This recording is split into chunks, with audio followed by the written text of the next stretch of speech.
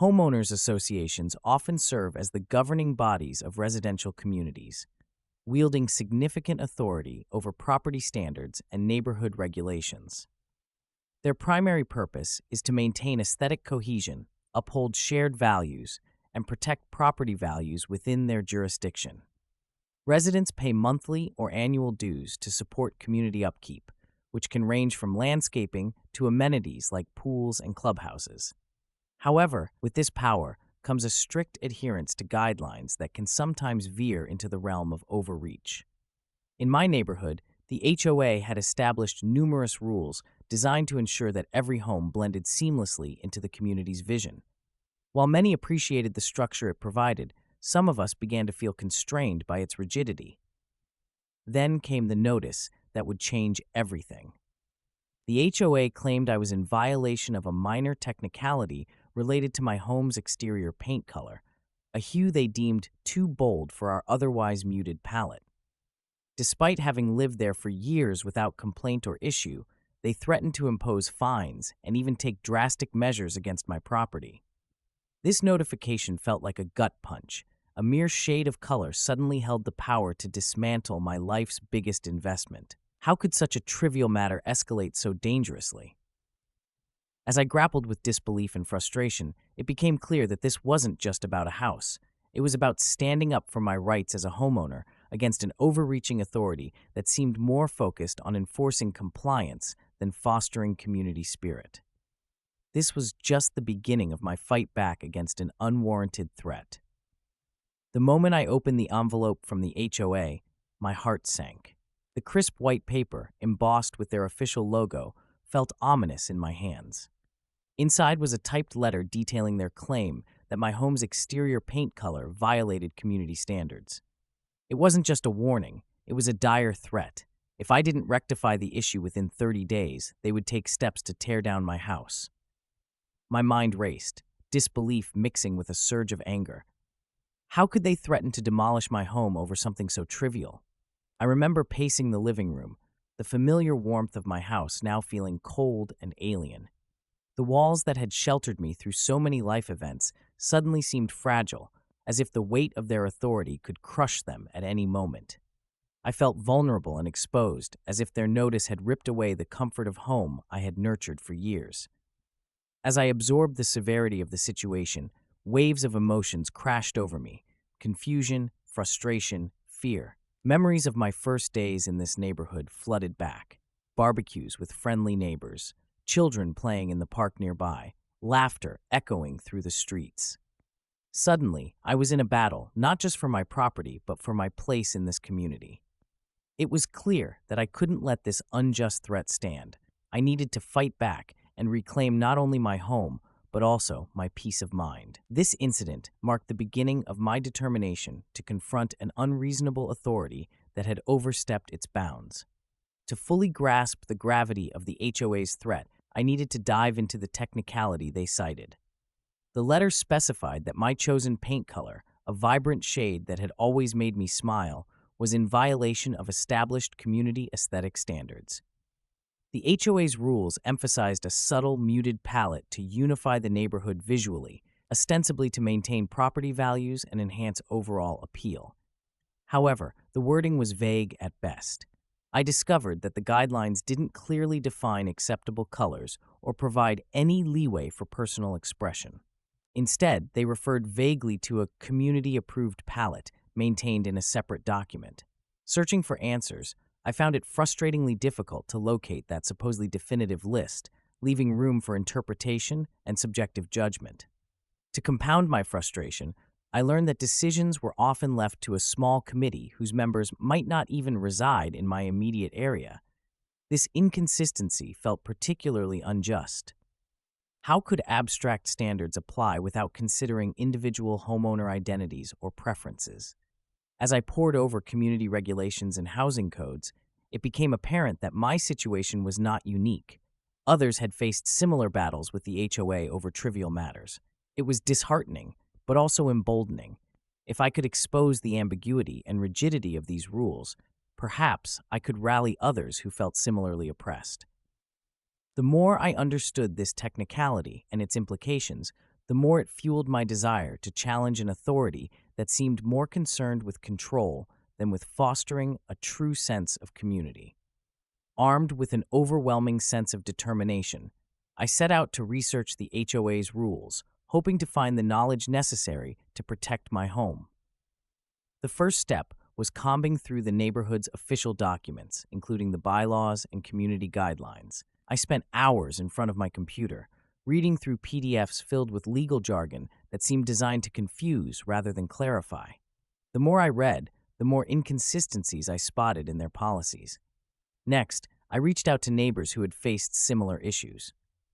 Many were eager to share their experiences, recounting stories of battles with the HOA over everything from garden decorations to fence height. Their collective insights revealed a pattern of vague enforcement, often wielded by a few committee members with a penchant for strict compliance. A local chat group became an invaluable resource. Homeowners exchanged advice and shared copies of letters sent by the HOA, creating a growing repository of ammunition for my impending fight. In parallel, I turned my attention to local laws governing property standards and homeowner rights. It became crucial to understand not just the HOA guidelines, but also how they aligned or conflicted with state regulations.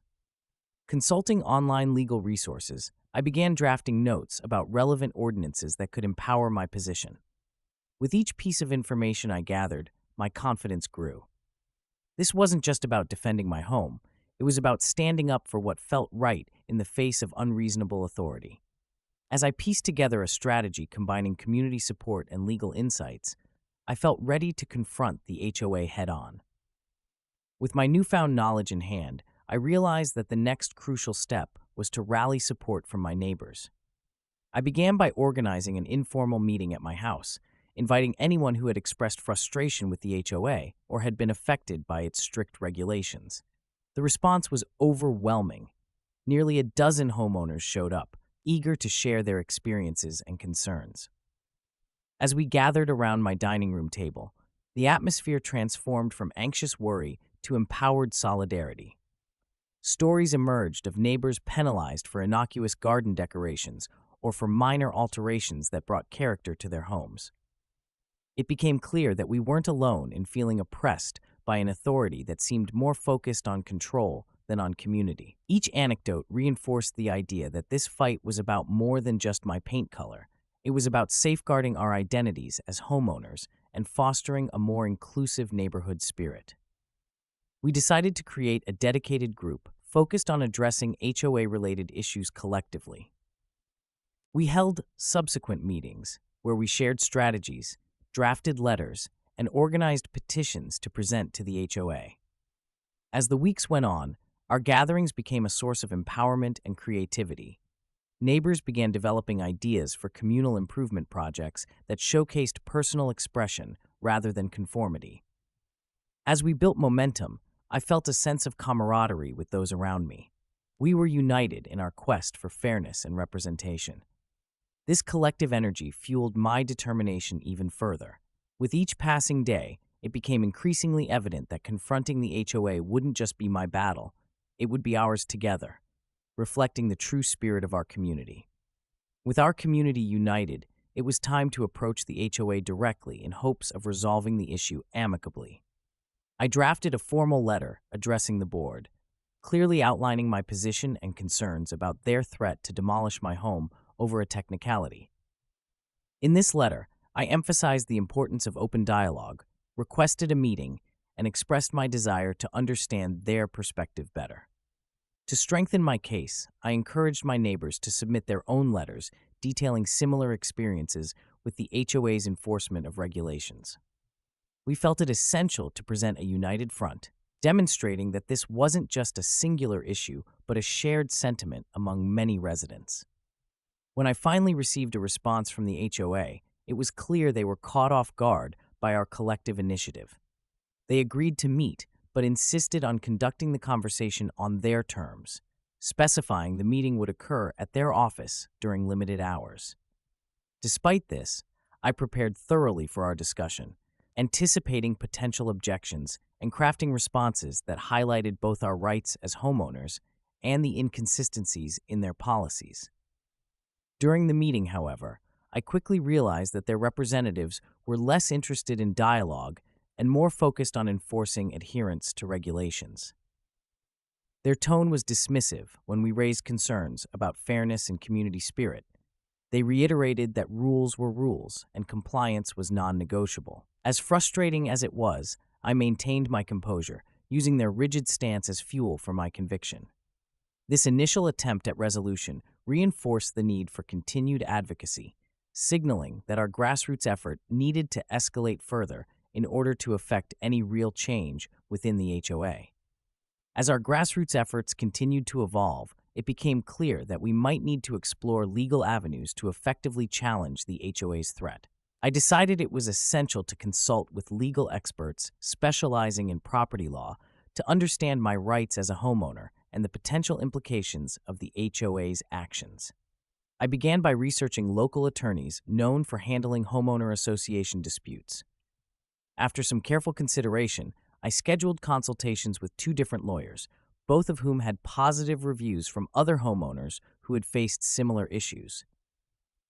During these meetings, I laid out the specifics of my situation, presenting all relevant documentation, including letters from the HOA and notes from our community meetings.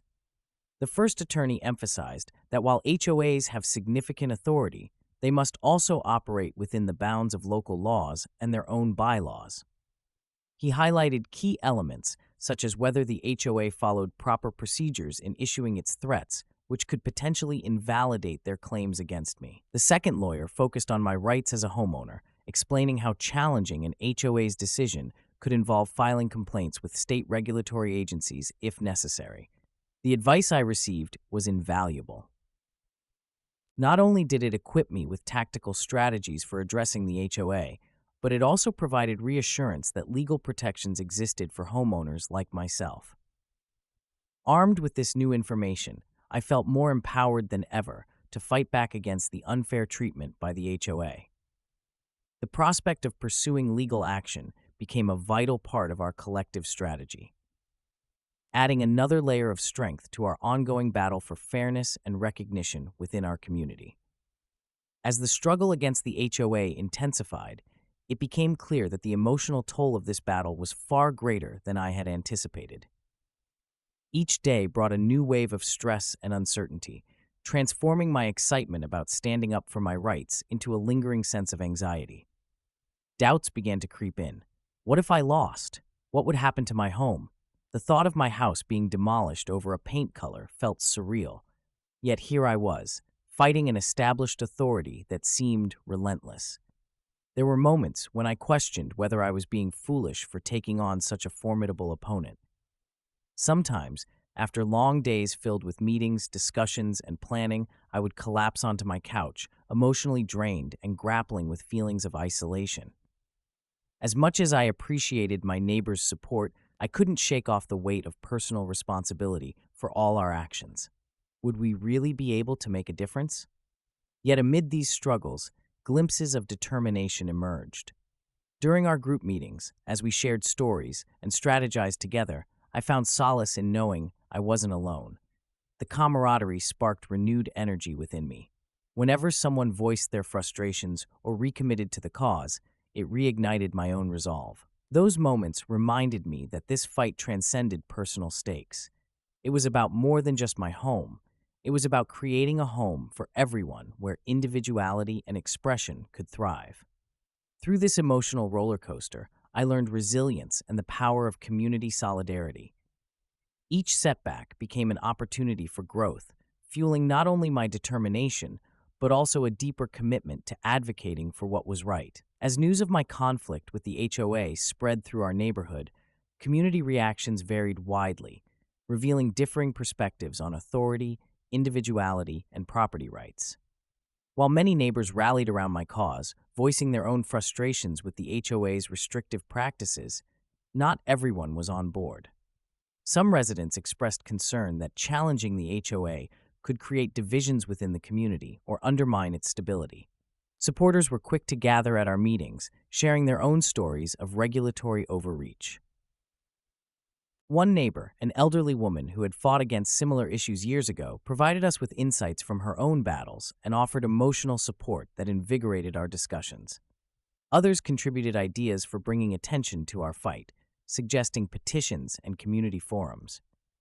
These moments of solidarity underscored the importance of collective action and helped foster an environment where people felt empowered to speak out. Conversely, some residents worried about potential repercussions from the HOA. They voiced fears that our actions might lead to increased scrutiny or retaliation from the association. This skepticism created underlying tension. It was evident that not everyone shared the same appetite for confrontation. A few voiced a preference for compliance and conformity over conflict, believing it would preserve property values and peace within the community. These differing viewpoints highlighted the complexity of our situation, a microcosm of broader societal debates about governance and individual rights. It became apparent that while we were united in our immediate struggle, navigating these varied perspectives would be crucial in maintaining community harmony as we moved forward. Balancing the desire for change with the need for unity required careful conversation and understanding among all residents. Amidst the growing community involvement and mixed reactions, I realized it was crucial to elevate our struggle for fairness to a wider audience. Engaging the local media became a strategic decision aimed at garnering more support and raising awareness about the HOA's overreach. After carefully considering the implications, I reached out to a local newspaper that had previously highlighted community issues. When a reporter agreed to cover the story, I felt both nervous and exhilarated. We arranged for an interview, and I articulated not just my individual circumstances, but the broader implications for homeowners in our community. I shared how the HOA's actions could stifle creativity and suppress individual expression, sending a message that resonated with many residents. Within days, an article was published detailing my conflict and the experiences of numerous neighbors who had faced similar challenges. The public response was overwhelmingly supportive, with many readers expressing their solidarity and concern over the HOA's authoritarian practices. Social media buzzed with discussions around the story, leading to newfound clarity about the struggles faced by homeowners across various neighborhoods. The increased visibility did more than just shine a light on my plight. It brought our community closer together. More residents began attending meetings, sharing their own frustrations, and encouraging each other to unite against the HOA's rigid tendencies. While there were some critics who worried about focusing too much on media exposure, the overall effect was empowering, reinforcing our collective resolve to advocate for change. As the article circulated, I felt a renewed sense of purpose, knowing that our fight was gaining traction beyond just our small neighborhood. The day of the HOA hearing arrived, and my heart raced with a mix of anticipation and anxiety. This was my opportunity to present my case in front of the board, a chance to articulate not just my grievances, but those of my neighbors who had joined me in this fight. Armed with research, community support, and legal advice, I meticulously prepared my arguments. As I entered the meeting hall, I was greeted by a sea of familiar faces, neighbors who had come to hear how I would confront the HOA.